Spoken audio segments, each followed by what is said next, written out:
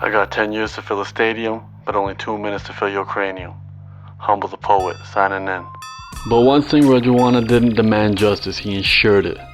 And though many before him have done far worse and received far less for their acts, he understands that the playing field was never level and that nobody ever promised him that anything would be fair. He doesn't acknowledge the system of power because he understands the power is based on a facade of democracy. He has made no request for clemency or to be freed. So as we stand on this side of the pond with the best of intentions, please realize we are appealing to imperialist governments who have occupied Aboriginal soil and have murdered individuals such as Dudley George. We're appealing to a government that put Japanese folks in internment camps and had the Kamagata Maru docked for months. This isn't about religion. This is about oppressors and the oppressed, majorities and minorities, power and control. In the eyes of a layman, governments will always be justified in their actions, while individuals will always easily be discredited and labeled as criminals or terrorists. George Washington, Nelson Mandela, and Bhagat Singh were all labeled terrorists by the powers that be during their time. The public relations game and control of information will always be more damaging than the bullets and bombs. None of this is black and white. It will always be 10 shades of gray.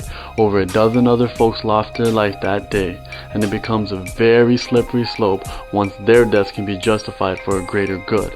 Please realize that Chief Minister Beyant Singh and KPS Gill required no legal apparatus, like a death penalty, to kill young men in the thousands. So abolishing such a death penalty probably won't stop government officials who continue to operate above the law. History has shown over and over again that individuals who operate above the law can only be addressed outside the law.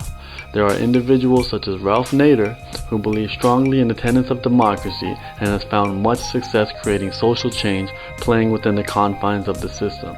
And if that's your prerogative, then I encourage you to follow his lead. And he's one of the major reasons that cars have seatbelts and dangerous products have warning labels. Just one Singh Kalra pursued legal action along those lines and was murdered at the hands of the state police. Only in the movies do the good guys triumph over the bad by still playing fair. In real life, there aren't any good guys and bad guys. Everyone feels justified in their actions and finds a way to sleep at night. Those who take it to levels that no one else are willing to do usually end up triumphant. Word to nuclear bombs, blankets covered in smallpox, and genocide.